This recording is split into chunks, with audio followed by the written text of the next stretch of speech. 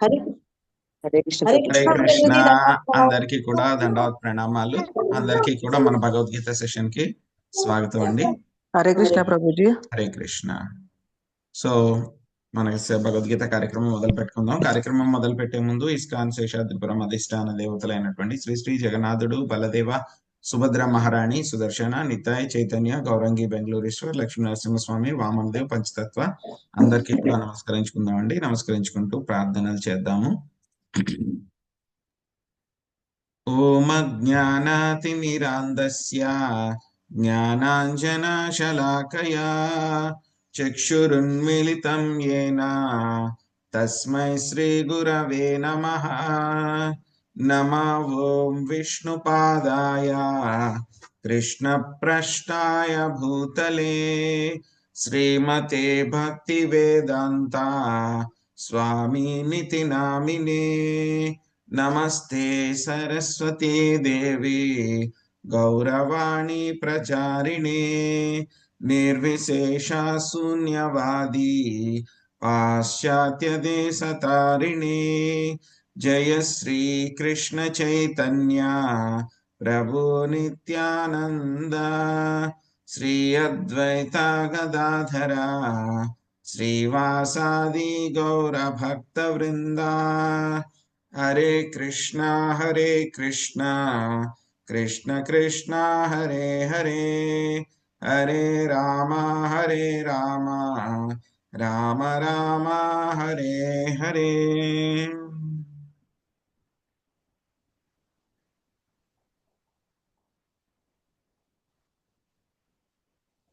Hare Krishna. So Bhagavad Gita మనము 2 సార్లు పూర్తి చేసుకున్నాం. ఇప్పుడు మనం భగవద్గీత ఎలా అంటే కనుక మనము కాన్సెప్ట్ వైజ్ నేర్చుకుంటాం అనమాట. సో వచ్చే కొన్ని రోజుల్లో అనమాట. సో వీటిలో ఏముంటాయి, మనకి ఒక్కొక్క టాపిక్ అనమాట, ఒక్కొక్క కాన్సెప్ట్ తీసుకుంటాము. ఆ కాన్సెప్ట్ ప్రకారం దానికి సంబంధించినటువంటి శ్లోకాస్ ఏవైతే ఉన్నాయో భగవద్గీతలో వాటిలన్నిటిని కూడా వరుసగా నేర్చుకుంటాం అనమాట. సో మొట్టమొదటిది ఏమిటి, శ్రీకృష్ణ భగవానుడు దేవాది దేవుడు. సో ఆయన ఏ విధంగా దేవాది దేవుడు అనేటువంటి విషయాలు నేర్చుకుంటాం. సో ఆ తర్వాత మళ్ళీ ఇంకొక ముఖ్య విషయం ఏమిటి, రెండవది ముఖ్యమైనటువంటి విషయము, సో భక్తి అనేటువంటిది ఏ విధంగా యోగాభ్యాసాల్లో అన్నిటికంటే ముఖ్యమైనటువంటిది. సో భక్తి అనేటువంటిది భగవద్గీతలో ఎక్కడ చెప్పారు, భగవద్గీతలో ప్రతి అధ్యాయంలో కూడా సరిగ్గా చూస్తే కనుక శ్రీకృష్ణ భగవానుడు భక్తి గురించి ఎంఫసిస్ చేశారనమాట. సో అది ఎలాగ చెప్పారు. ఆ తర్వాత ఆత్మ అనేటువంటిది ఏమిటి, ఆత్మ ఏ విధంగా ఒక శరీరంలోంచి ఇంకొక శరీరంలోకి ఎలాగ వెళ్తుంది. సో భగవద్గీత చదవడం వల్ల మనకి కలిగేటువంటి ఒక ముఖ్య ప్రయోజనం ఏమిటి అంటే కనుక మనకి ఆత్మ నిగ్రహం కలుగుతుంది అనమాట, సెల్ఫ్ కంట్రోల్. సో ఏ విధంగా మనం ఆత్మ నిగ్రహం చేసుకోవాలనేటువంటి విషయం కూడా మనము చర్చించుకుంటాం. ఆ తర్వాత మళ్ళీ భగవద్గీతలో ఉన్నటువంటి ఇంకా ముఖ్యమైనటువంటి, భగవద్గీత అంటే ఏంటి, జ్ఞానం. సో మనం జ్ఞానం ఏ విధంగా పొందాలి అనేటువంటిది భగవద్గీతలో దాని గురించి కూడా వస్తుంది. ఆ తర్వాత అందరికీ కూడా పెద్ద పరీక్ష, అందరికీ కూడా భయపడేటువంటిది అన్నమాట, పెద్దగా భయపడేటువంటిది, అన్నిటికంటే చాలా భయంకరమైనటువంటిది ఏమిటి, మరణం అన్నమాట. దాని గురించి మనం చర్చించుకుంటాం. సో ఆ తర్వాత మళ్ళీ ఏమిటి, మనము దేవతారాధన గురించి, ఆ తర్వాత ఏ విధంగా మనము ప్రశాంతతతో ఉండాలి, సంతోషం ఏ విధంగా పొందాలి, సంతృప్తి ఏ విధంగా పొందాలనేటువంటి విషయం కూడా నేర్చుకుంటాము. సో ఆ తర్వాత మళ్ళీ భగవద్గీతలో చర్చించినటువంటి 5 ముఖ్యమైనటువంటి విషయాలు ఏమిటి. సో ఇవన్నీ కూడా మనము కాన్సెప్ట్ వైజ్, వరుసగా కాన్సెప్ట్ వైజ్, ఇప్పుడు దాకా మనం శ్లోక వైజ్ చర్చించుకున్నాము. సో ఆ తర్వాత మళ్ళీ 3-4 శ్లోకాలు క్లబ్ చేసుకుని ఒక కాన్సెప్ట్ లో ఉన్నటువంటివన్నీ అవి నేర్చుకున్నాము. ఆ తర్వాత మళ్ళీ మనం ఈ విధంగా కాన్సెప్ట్ వైజ్ నేర్చుకుంటాం అనమాట. సో దట్ మన భగవద్గీతలో ఈ యొక్క మన యొక్క అధ్యయనం ఇంకా చాలా అత్యుత్తమంగా అవ్వడానికి ఇది మనకి దోహదపడుతుంది అనమాట. So so let us start this. So ఈ రోజు అంటే మళ్ళీ వచ్చే కొన్ని రోజుల పాటు అన్నమాట. సో మనం ఏం నేర్చుకుంటాము, ముందుగా ముఖ్యమైనటువంటి విషయము శ్రీకృష్ణ భగవానుడు దేవాది దేవుడు అనేటువంటి విషయాన్ని మనం నేర్చుకుంటాం అన్నమాట. సో ఎందుకంటే కనుక ఈ యొక్క విషయము మనం నేర్చుకుంటే కనుక అన్ని కరెక్ట్ గానే ఉంటాయి. ఇప్పుడు మనం లెక్కలు చేస్తున్నాం అనుకోండి, మ్యాథ్స్ చేస్తున్నాం అనుకోండి, మీరు మొదటి స్టెప్ లోనో రెండో స్టెప్ లోనో ఏదో ఒక తప్పు చేశారు. తప్పు చేస్తే గనక ఆన్సర్ కరెక్ట్ గా వస్తుందా? లేదు ప్రభుజీ, తప్పు వస్తుంది. బేసిక్స్ బేసిక్స్ కరెక్ట్ గా రావాలి. రావాలి. బేసిక్స్ మీరు కరెక్ట్ గా తర్వాత అవ్వాలి. ప్రొసీజర్ ఎంత బాగా అయినా చేయండి, ఒకటో స్టెప్ లోనో రెండో స్టెప్ లోనో ఏదో ఒక కాన్సెప్ట్ గా ఒక మిస్టేక్ తీసుకున్నారు, లేకపోతే ఒక వేరియబుల్ ఇస్తారు, ఆ వేరియబుల్ మీరు తప్పుగా తీసుకున్నారు. ఏదో రేడియస్ తీసుకోమంటే మీరు డయామీటర్ తీసుకున్నారు, అది తీసుకుని మీరు మొత్తం లెక్క అంతా చేసేస్తే కనుక ఆన్సర్ అయితే వస్తుంది, కానీ రిజల్ట్ మాత్రం రాంగ్ అన్నమాట.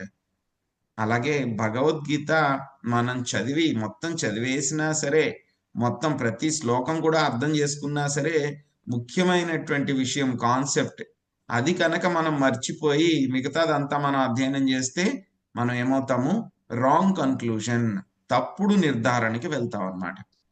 సో అందుకే భగవద్గీతలో ప్రభుపాదుల వారు చెప్తారనమాట, స్టార్టింగ్ లోనే ఏం చెప్తారు, కనీసం మీరు థియరిటికల్ గా అయినా మీరు అంగీకరించాలి శ్రీకృష్ణ భగవానుడు దేవాది దేవుడు అని. అంగీకరిస్తేనే మీకు తర్వాత వచ్చేటువంటి ఆన్సర్లు ప్రొసీజర్లు అవన్నీ ముందుకు వెళ్ళగలుగుతారు, లేకపోతే కనుక అవన్నీ కూడా మీకు తప్పులే అవుతాయి అన్నమాట.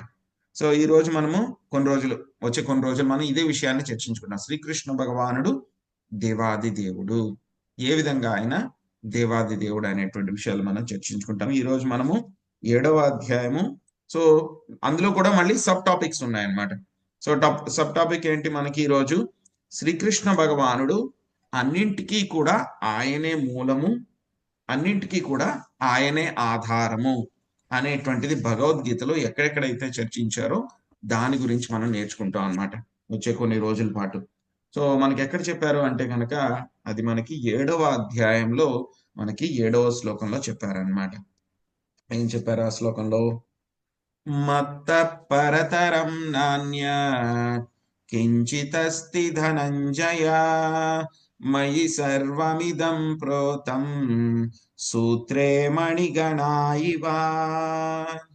మత్త పరతరం నాన్య కించితస్తి ధనంజయ మయి సర్వమిదం ప్రోతం సూత్రే మణిగణా ఇవ. మత్త పరతరం నాన్యత్ కించితస్తి ధనంజయ మయి సర్వమిదం ప్రోతం సూత్రే మణిగణా ఇవ. ఏం చెప్తున్నారు, మత్త పరతరం నాన్యత్ అంటే కనుక నాకంటే కూడా శ్రేష్టమైనటువంటిది ఏదీ లేదు, నాకంటే శ్రేష్టమైన సత్యము వేరొకటి లేదు, నాకంటే ఉన్నతమైనటువంటిది వేరొకటి లేదు, నాకంటే పైన ఉన్నది వేరొకటి లేదు అని చెప్పి చాలా క్లియర్ గా చెప్తున్నారు అన్నమాట. తర్వాత ఏం చెప్తున్నారు, ముత్యములు దారమునందు కూర్చబడినట్లు సమస్తము నాపైనే ఆధారపడి ఉంది. మనందరం కూడా ముత్యాల దండ చూసాం. ముత్యాల దండలో చిన్నపిల్లవాడికి ఆ ముత్యాల దండ చూపించి ఏం నాయన ఏముంది అంటే కనుక వాడు ముత్యాలు ఉన్నాయి అని చెప్తాడు అనమాట. ఇంకే ఉన్నాయి ఇందులో అంటే కనుక వాడు చెప్పలేడు, వాడు ఓన్లీ ముత్యాలు మాత్రమే ఉన్నాయి, అవే కనబడుతున్నాయి. ఎందుకంటే చాలా టైట్ గా కట్టేశారు, మధ్యలో గ్యాప్ కూడా లేదనమాట. ఏదైతే కనుక ఆ ముత్యాల దండ కట్టడానికి లోపల ఉన్నటువంటి ఆ యొక్క దారం, తాడు, చిన్న తాడు ఏదైతే ఉందో అది కనబడదు చిన్నపిల్లవాడికి, కానీ పెద్దవాళ్ళకి తెలుసు అది. ఈ ముత్యాలన్నిటినీ కూడా ఏం చేశారు, ముందు ఆ యొక్క దారం తీసుకొచ్చారు, ఆ దారంలో ఈ యొక్క ముత్యాలన్నీ కూడా గుచ్చడం జరిగింది, గుచ్చిన తర్వాత ముడి వేసేసారు, అందుకని మనకి దారం కనబడట్లేదు అని. అలాగే మనకి కనిపించేటువంటి యొక్క భౌతిక జగత్తు, మనకి కనపడనటువంటి విషయాలు ఏవైతే ఉన్నాయో ఆ భౌతిక జగత్తులో, అదేవిధంగా ఎక్కడో దూరంగా ఉన్నటువంటి ఆధ్యాత్మిక జగత్తు మొత్తము, అదేవిధంగా మనందరం కూడా ఆత్మస్వరూపులము. ఆత్మ అనేటువంటిది మనకి ప్రస్తుతం కనపడదు. సో ఆ తర్వాత ఆత్మ, అదేవిధంగా మన యొక్క దేహం ఏదైతే తయారయ్యిందో, స్థూల దేహం ఏదైతే తయారైందో ఆ యొక్క స్థూల దేహము, మనకి స్థూల దేహం లోపల ఉన్నటువంటి సూక్ష్మ దేహం అది కూడా మన కంటికి కనబడదు. సో అది ఏదైతే ఉందో మొత్తం అన్నిటికీ కూడా ఆధారం ఏమిటి, శ్రీకృష్ణ భగవానుడు. మొత్తం అన్నిటికీ కూడా ఆధారం ఆయనే అన్నమాట. సో ఏ విధంగా అయితే కనుక మ్యాథ్స్ లో ఫార్ములా అంత కరెక్ట్ గా వేసినా సరే దాని వాల్యూ మనం బేసిస్ సరిగ్గా తీసుకోకపోతే ఏమవుతుంది, మొత్తం ఎలా అయితే కనుక ఆన్సర్ తప్పు వస్తుంది, అది లెక్క రిజల్ట్ ఏదైతే ఉందో, ఫలితం ఏదైతే ఉందో అది తప్పు వస్తుంది అనమాట. అదేవిధంగా ఈ సూత్రాన్ని కనుక మనం నేర్చుకోకపోతే, ఈ వేరియబుల్ని మనం అర్థం చేసుకోకపోతే కనుక ఏమవుతుంది, మనం భగవద్గీత ఎంత చదివినా, ఎన్నిసార్లు చదివినా సరే మనము తప్పు నిర్ధారణకే వెళ్తాం కానీ సరైనటువంటి నిర్ధారణకి వెళ్ళము అనమాట. సో మనకి చాలా చోట్ల ఇది చెప్పడం జరిగింది. సో ఈ యొక్క భగవద్గీతలోనే మనకి చెప్పారనమాట, ఏ విధంగా మొత్తము అన్ని ఆధ్యాత్మిక భౌతిక ప్రపంచాలు ఏవైతే ఉన్నాయో, ఇంతకు ముందు శ్లోకంలో కూడా చెప్తారు, 6వ శ్లోకంలో 7వ అధ్యాయంలో 2 చెప్పారనమాట.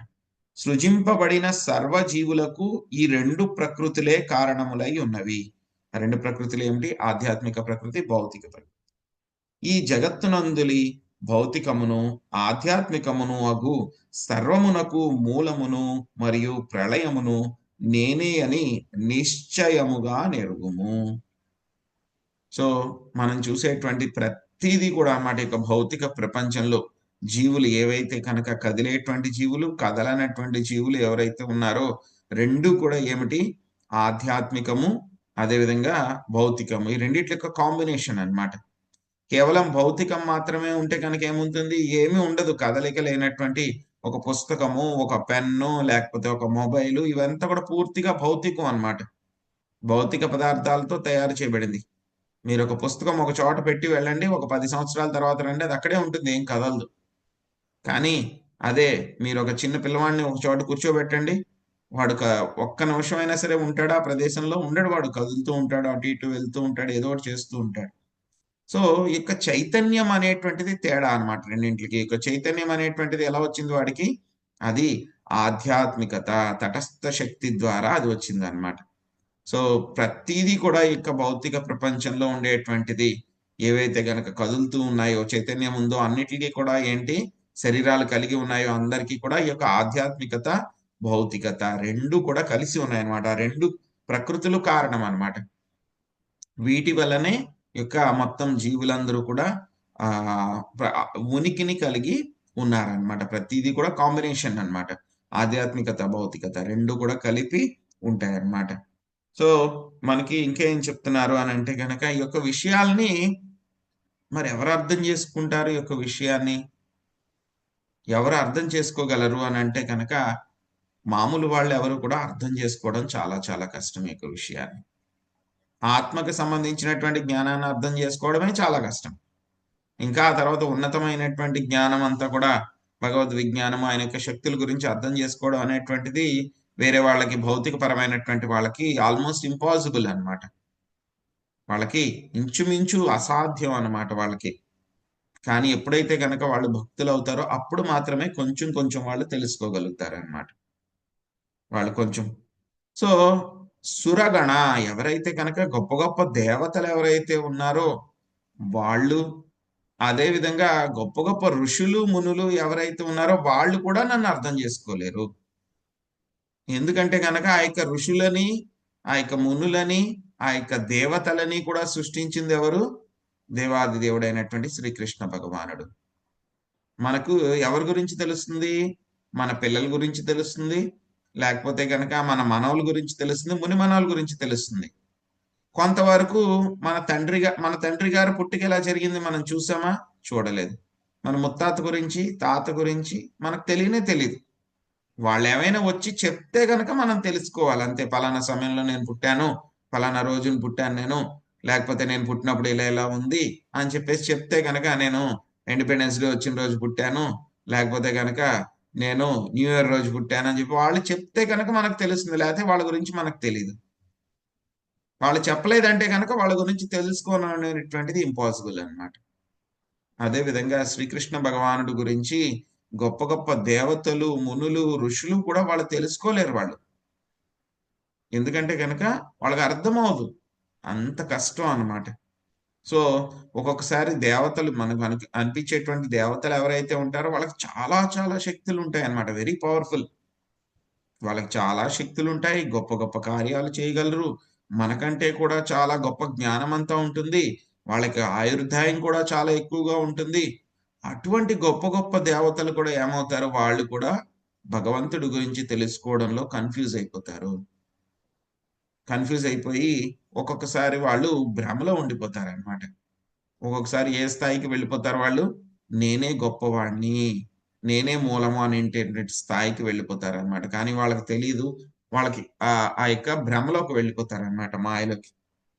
ఎప్పుడైతే కనుక బ్రహ్మదేవుడు కూడా, కానీ శ్రీకృష్ణ భగవానుడు ఏంటంటే కనుక ఆయనకి తెలుసు అనమాట ఇదంతా కూడా.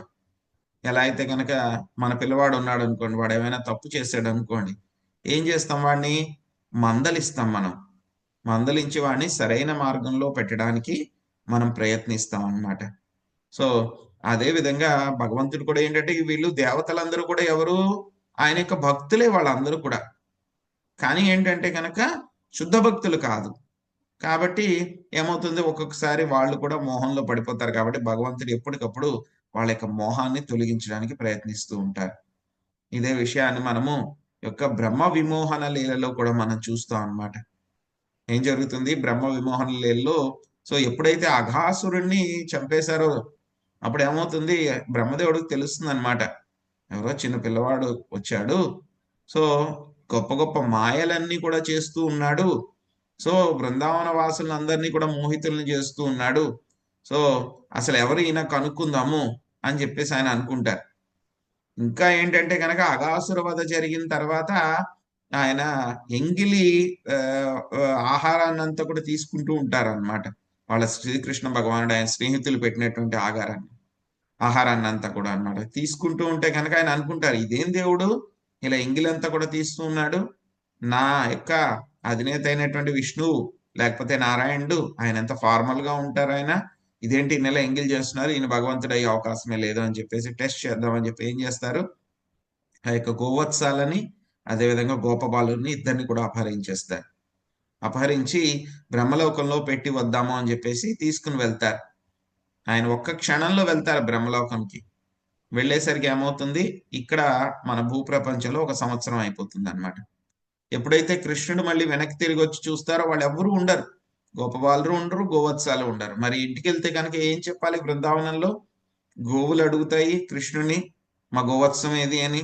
అదేవిధంగా గోపికలు కూడా అడుగుతారు, ఎక్కడ మా గోపబాలురు, నీతో పాటు వెళ్ళిన నీ స్నేహితులు అందరూ ఏరు అని అడుగుతారు. కృష్ణుడు ఏం చేస్తారు, మొత్తం ఆయనే గోపబాలురు కింద, గోవత్సాల కింద, చిన్న కోతి పిల్లల కింద మొత్తం ఆయనే ఎక్స్పాండ్ అయిపోతారు.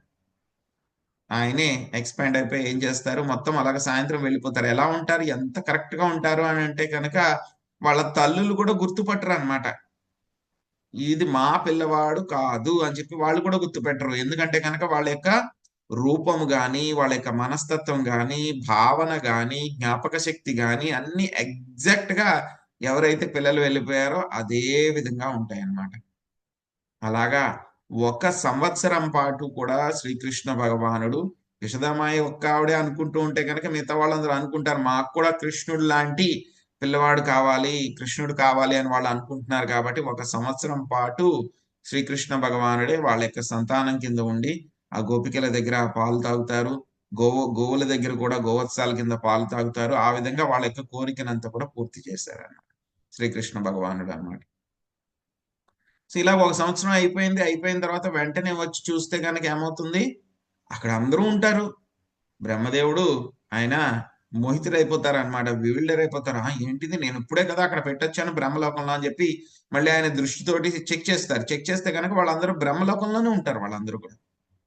మరి ఇక్కడ ఎలా ఉన్నారు ఏంటి అని చెప్పేసి ఆయన వెంటనే వచ్చి అలా ఆలోచిస్తూ కనబడుతుంటే వెంటనే ఏమవుతారు, ఆయన మొత్తము అందరు గోపబాలురు, గోవత్సాలు అన్ని కూడా చతుర్భుజ నారాయణ రూపంలో చేంజ్ అయిపోతాయి అన్నమాట అన్ని కూడా.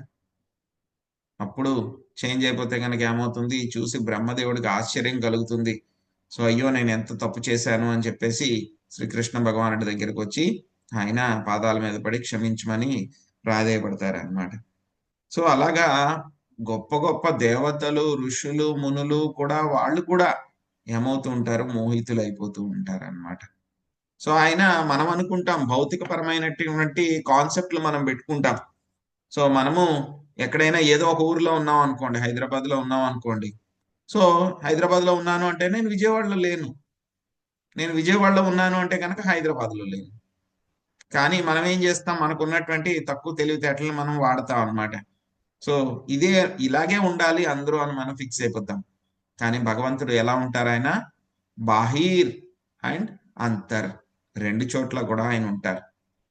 మనందరి హృదయాల్లో, మనందరి శరీరాల్లో కూడా, హృదయంలో పరమాత్మ కింద ఆయన ఉన్నారు. మనందరికీ బయట కూడా ఆయన పరమాత్మ కింద ప్రతి అణువులోనూ కణంలోనూ కూడా ఆయన ఉన్నారు.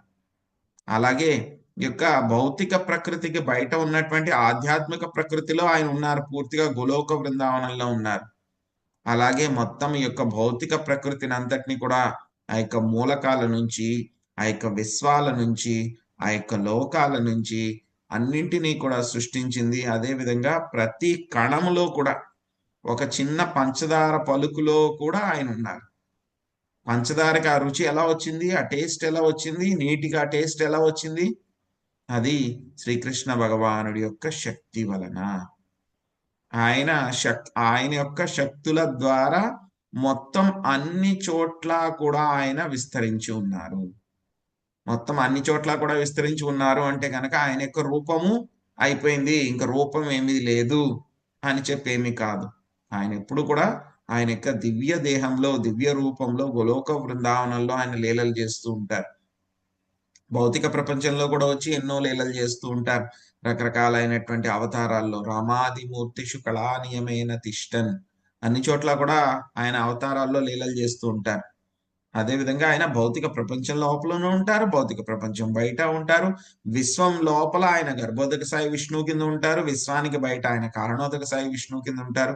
ఇక్కడ ఉన్నారు, ఇక్కడ లేరు, అక్కడ లేరు, ఇక్కడ ఉన్నారని ఏం లేదు. అన్ని చోట్ల కూడా సర్వవ్యాపి, అన్ని చోట్ల కూడా ఆయన ఉన్నారు. ఏమవుతుంది మనకి? ఎప్పుడైతే కనుక అక్రూరుడు వస్తారనమాట, కంసుడు పంపిస్తారు కృష్ణ బలరాముల్ని ఎలాగైనా సరే చంపాలి అని చెప్పి కంసుడు రకరకాలుగా ప్రయత్నిస్తారు. ఆయన ఎంతో మంది రాక్షసులను పంపిస్తారు, ఒకదాని తర్వాత ఒకటి అందరినీ కూడా చెప్తారనమాట. మనకి భాగవతంలో సుఖదేవ గోస్వామి అందరు రాక్షసుల గురించి చెప్పలేదు, నేను కొంతమంది గురించే చెప్పాను నేను. సో ఏం చేస్తారంటే కృష్ణుడు పొద్దున్నే బ్రేక్ఫాస్ట్ తీసుకుని వెళ్తారు. బ్రేక్ఫాస్ట్ తిన్న తర్వాత సరదాగా ఒక రాక్షసుని చంపేస్తారనమాట.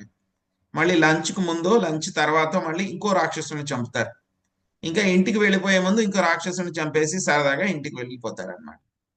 ప్రతిరోజు కూడా ఈ గోపపాలు అందరూ కూడా ఉంటారు కదా కృష్ణుడితో పాటు, వాళ్ళందరూ కూడా చెప్తారనమాట. అమ్మ, వాళ్ళ అమ్మలాగా అనమాట, గోపికలకి చెప్తారు. అమ్మ, ఈరోజు తెలుసా కృష్ణుడు ఏం చేశాడో?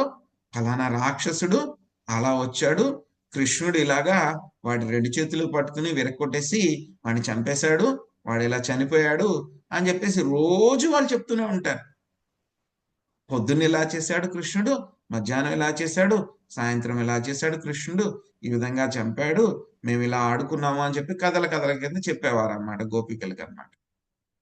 సో గోపికలు అందరూ కూడా గోపపాలను అందరినీ పంపించిన తర్వాత పగలంతా కూడా మళ్ళీ వాళ్ళు ఇదే విషయాన్ని, నిన్న ఈ విషయం జరిగిందంటే తెలుసా, కృష్ణుడు ఈ విధంగా చంపారంట అని చెప్పి వాళ్ళందరూ కూడా ఏమైనా అప్డేట్ చేసుకోవడం అనమాట. వాళ్ళ పిల్లవాడు ఏమన్నా తక్కువ చెప్పాడా, ఎక్కువ చెప్పాడా అని అదంతా కూడా వాళ్ళు మాట్లాడుకునేవాళ్ళు. సో ఎప్పుడైతే కనుక అక్రూరుడు వస్తారనమాట, ఈ విధంగా జరుగుతుంది కృష్ణలీలలో, అక్రూరుడు వస్తారు కంసుడు పంపిస్తే కనుక. సో కృష్ణ బలరాములు తీసుకుని వెళ్ళాలని ఎంతో కష్టం మీద యశోదామాతను ఒప్పిస్తారు. నందమహారాజు, మిగతా గోపబాలురు అందరూ కూడా కృష్ణుడితో పాటు ఆ యొక్క ధనుర్యజ్ఞం చూడడానికని వెళ్తారనమాట. అక్రూరుడు తీసుకుని వెళ్తూ ఉంటారు కృష్ణ బలరాములు ఇద్దరిని రథం మీద. గోపికలు అందరూ కూడా అడ్డుపడతారనమాట, కృష్ణుడు వెళ్ళడానికి కుదరదు అని చెప్పేసి. ఎంతో కష్టం మీద కృష్ణుడు మళ్ళీ అష్యూరెన్స్ ఇస్తారు, ఐ విల్ బి బ్యాక్, నేను మళ్ళీ వస్తాను అని చెప్పి అష్యూరెన్స్ ఇచ్చిన మీదట వాళ్ళు వదిలిపెడతారనమాట కృష్ణుడిని. సో అప్పుడు వెళ్తూ ఉంటారు. వెళ్ళేసరికి ఏమవుతుందంటే కనుక దారిలో సాయంత్రం అయిపోతుంది అనమాట. సాయంత్రం అయిపోతే కనుక అక్రూరుడు ఏం చేస్తారు, సంధ్యావందనం చేసుకోవడానికి ఆయన అక్కడ ఉన్నటువంటి ఒక చిన్న సరస్సులోకి వెళ్తారనమాట. వెళ్ళి ఆయన సంధ్యావందనం చేసుకోవడానికి ఒక మునక వేస్తారు. మునక వేసి చూస్తే కనుక అక్కడ నీటి లోపల కృష్ణ బలరాములు ఇద్దరు కూడా కనబడతారు. ఇద్దరు కనపడేసరికి అక్రూరుడికి, అదేంటి కృష్ణ బలరాములు ఇద్దరు రథం మీద కూర్చున్నారు కదా, నీటిలోకి ఎప్పుడు వచ్చారు, కొని వచ్చేసారేమో అని చెప్పి ఏం చేస్తారు, ఆయన నీటిలోంచి ఇలా బయటకు వచ్చి చూస్తారు. చూస్తే కనుక అక్కడ కృష్ణ బలరాములు ఇద్దరు ఉంటారు, రథం మీద ఉంటారు వాళ్ళు. నాకేమన్నా భ్రమ కలిగిందా, నేను సరిగ్గా చూడలేదా ఏంటని చెప్పి మళ్ళీ ఆయన నీటిలోకి మునిగి మళ్ళీ చూస్తారు. మళ్ళీ చూస్తే అక్కడ కృష్ణ బలరాములు కనబడతారు. అదేంటిదేంటి ఇప్పుడే కదా రథం మీద చూశాను, కన్ఫర్మ్ కూడా చేసుకున్నాను, మళ్ళీ నీటిలోకి ఎలా వచ్చారు వీళ్ళు, ఈసారి వచ్చారా అని చెప్పి మళ్ళీ పైకి వచ్చి చూస్తారు. మళ్ళీ పైకి వచ్చి చూస్తే కృష్ణ బలరాములు ఇద్దరు కూడా రథం మీద ఉంటారు. మళ్ళీ చూద్దామని చెప్పేసి మళ్ళీ నీటిలోకి వెళ్తారనమాట. వెళ్తే ఈసారికి ఆయనకి ఏం కనబడుతుంది, ఆయనకి అక్కడ చతుర్భుజ నారాయణుడు అనంతశేషుడి యొక్క ఆ యొక్క సర్పెంట్ బెడ్ మీద పడుకుని కనబడతారనమాట. ఎలా ఉంటారంట ఆయన అనంతశేషుడి యొక్క ఆ యొక్క తల్పం మీద ఆయన పడుకుని ఉంటారు, చాలా నిద్రిస్తూ ఉంటారు ఆయన. సో ఎవరు ఎలా ఉంటారైనా పీతాంబరాలు, ఎల్లో కలర్ గార్మెంట్ అన్నమాట.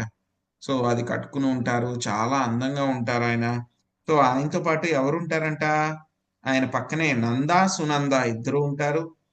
ఇంకా ఆయన యొక్క పర్సనల్ అసిస్టెంట్స్ అన్నమాట, సేవకులు అన్నమాట. సనక పర్సనల్ అసిస్టెంట్స్ అందరూ ఉంటారు. ఆ తర్వాత సనక సనందనాథ మొత్తం కుమారులు అందరూ ఉంటారు. బ్రహ్మ రుద్రులు ముఖ్యమైనటువంటి దేవతలందరూ కూడా ఉంటారు. అదే విధంగా 9 ముఖ్యమైనటువంటి బ్రాహ్మణులందరూ కూడా ఉంటారు. సో ఆ తర్వాత ఏమిటి, ఎంతో గొప్ప భక్తులు ప్రహ్లాదుడు, నారదుడు, ఉపైచరవాసు వీళ్ళందరూ కూడా ఉంటారన్నమాట. వాళ్ళందరూ కూడా ఆయనకి ఏంటి ప్రార్థిస్తూ ఉంటారన్నమాట. సో వేటితో ప్రార్థిస్తూ ఉంటారు వాళ్ళందరూ కూడా, భగవంతుణ్ణి ఆ యొక్క వేద మంత్రాలను ప్రార్థిస్తూ స్వామిని కీర్తిస్తూ ఉంటారన్నమాట. ఇంకా ఎవరున్నారంట అక్కడ ఆయనతో పాటు, ఆయన ముఖ్యమైనటువంటి శక్తులు, శక్తి అంటే కనుక అదేమి కాదు, ప్రతి శక్తి ఏంటంటే కనుక భగవంతుడి యొక్క పర్సనల్ ఎక్స్పాన్షన్ అన్నమాట. ఆయన యొక్క ఆయుధాలు శంకు చక్ర గదా పద్మాలు కూడా ఏమిటి, వైకుంఠంలో అయితే కనుక అవందరూ కూడా వ్యక్తులు అన్నమాట. సుదర్శన గాని, శంకు గాని, ఖడ్గం గాని, కౌముదికి ఖడ్గం గాని అన్ని కూడా ఏంటంటే అవన్నీ కూడా పర్సన్స్ అన్నమాట. సో అలాగే ఆయన యొక్క శక్తులు కూడా అలా ఉన్నాయంట. ఏమేమి శక్తులు ఉన్నాయంట, శ్రీపుష్టి, గిరి, కాంతి, కీర్తి, తుష్టి, ఇలా, ఊర్జ ఇవన్నీ కూడా ఉన్నాయన్నమాట. మళ్ళీ విద్య, అవిద్య, మాయ, అంతరంగ శక్తి ఇవన్నీ కూడా ఉన్నాయంట అక్కడ ఆయనతో పాటు. వీటినన్నిటినీ కూడా మొత్తం ఎవరు చూశారు, అక్రూరుడు చూశారు. ఆ యొక్క నీటిలో ఆయన, అక్రూరుడు ఆ యొక్క సరస్సు యొక్క నీటిలో చూశారనమాట. సో ఇక్కడ శ్రీ అంటే కనుక ఏమిటి, ఆయన యొక్క ఐశ్వర్యము. పుష్టి అంటే కనుక ఏమిటి, ఆయన యొక్క బలము. గిర్ అంటే కనుక ఏమిటి, ఆయన యొక్క జ్ఞానము. కాంతి అంటే కనుక ఆయన యొక్క రూపలావణ్యము, సుందరమైనటువంటి రూపమైంది. కీర్తి అంటే కనుక ఆయన యొక్క గొప్ప గుణకీర్తి అన్నమాట. ఇంకా తుష్టి అంటే కనుక ఆయన యొక్క వైరాగ్యము. స్వామి యొక్క 5 రకాలైనటువంటి ఐశ్వర్యాలు చెప్పుకున్నాం మనం. మొత్తం 6 రకాలైనటువంటి ఐశ్వర్యాలు ఇవన్నీ కూడా. ఇలా అంటే కనుక భూశక్తి అన్నమాట, సంధిని అని కూడా అంటారు. అదే విధంగా అంతరంగ శక్తి కూడా ఉంటుంది, సంధిని అంతరంగ శక్తి. ఇలా అనేటువంటిది ఏమి భూశక్తి. ఊర్జ అంటే కనుక ఏమిటి, తులసీదేవి అన్నమాట. సో విద్య అంటే మనకు తెలుసు, అవన్నీ కూడా వ్యక్తులు అన్నమాట. విద్య రెండు కూడా స్వామి యొక్క బహిరంగ శక్తులు అన్నమాట. సో ఆ తర్వాత ఏమిటి, స్వామి యొక్క అంతరంగ శక్తి, ఇంటర్నల్ పొటెన్సీ, హాదిని శక్తి కూడా ఉంటుందన్నమాట. బహిరంగ శక్తి మాయా, ఆవిడ కూడా ఉంటుందన్నమాట. సో ఇంకేమిటి, జీవశక్తి కూడా అక్కడే ఉందన్నమాట. సో వీటినన్నిటినీ కూడా అక్రూరుడు ఆ యొక్క నీటిలో చూడడం జరిగిందనమాట. శ్రీకృష్ణ భగవానుడు, బలరాముడు అక్రూరుడు చేసినటువంటి సేవకి సంతోషపడి ఆయనకి యొక్క దర్శనం ఇవ్వడం జరిగిందనమాట. సో ఈ విధంగా వీటిని అర్థం చేసుకోవాలి మనకి అని అంటే కనుక మనకి ఏం కావాలి, మనకి ప్యూరిటీ కావాలన్నమాట, పవిత్రత కావాలి, మన యొక్క ఆత్మ పరిశుద్ధం అవ్వాలన్నమాట. సో పరిశుద్ధమయ్యి భక్తిలో మనం ముందుకు వెళ్తే, పరిశుద్ధమయ్యి స్వామి యొక్క శక్తుల గురించి మనం కొంచెము ఎంతైతే కనుక మనకి ఆ యొక్క భక్తిలో ముందుకు వెళ్తామో అప్పుడు మనం కొంచెం ఆ విధంగా తెలుసుకోగలుగుతాం అన్నమాట. సో ఇంకా మనం వచ్చేటువంటి శ్లోకాల్లో ఏ విధంగా అయినా మొత్తం అన్నిటికీ కూడా మూలము, అన్నింటికీ కూడా ఆయనే ఆధారం అనేటువంటి విషయాలు మనము రేపు కూడా చర్చించుకుందాము. Stay tuned. హరే కృష్ణ. ఎవరికైనా హరే కృష్ణ ప్రభుజీ. చాలా అద్భుతంగా ఉంది ప్రభుజీ. అన్నిటికీ మూలాధారం కృష్ణుడే అని, అసలు ఒక ముత్యాల గనక దారం ఏ విధంగా పొదగబడి ఉంటాయి ముత్యాలన్నీ, అది లేకపోతే అన్ని విడిపోతాయి. అలాగే సమస్త సృష్టిలోని అందరూ కూడా ఆయనకి ఆధారము, ఆయనే ఆధారం అనేది చాలా అద్భుతంగా ఉంది ప్రభుజీ. ఆయన విభూతులు కూడా చాలా అద్భుతంగా ఉన్నాయి ప్రభుజీ. హరే కృష్ణ. హరే కృష్ణ. ఈ కొత్త కాన్సెప్ట్ చాలా బాగుంది ప్రభుజీ. అన్ని స్టోరీస్ వింటున్నట్లుగా చాలా, అంటే ఇప్పుడు ఒక కాన్సెప్ట్ ఒక్కొక్కటి ఇంట్రెస్ట్ గా ఒక్కొక్కటి లేకపోయినా అట్లా అలా ఉన్నట్టుగా ఉన్నా కానీ ప్రభుజీ ఇదైతే చాలా చాలా ఇంట్రెస్టింగ్ గా మంచిగా అనిపించింది ప్రభుజీ. హరే కృష్ణ. హరే కృష్ణ. హరే మళ్ళీ కృష్ణ. ఆయన లీలలు చక్కగా వింటున్నాం ప్రభుజీ. ఒక్కొక్క శ్లోకంలో మళ్ళీ మళ్ళీ ఆయన లీలలన్నీ అంత చక్కగా వింటున్నాం. ఈ కాన్సెప్ట్ చాలా బాగుంది ప్రభుజీ. హరే కృష్ణ. హరే హరే కృష్ణ. కృష్ణ ప్రభుజీ. 7th చాప్టర్ లోన ఫస్ట్ చెప్పిన 7th శ్లోకం చాప్టర్ 7th శ్లోకం వచ్చేసి. సెవెన్ 7. శ్లోకం. ఓకే. హరే కృష్ణ ప్రభుజీ. దండం కూడా. హరే కృష్ణ.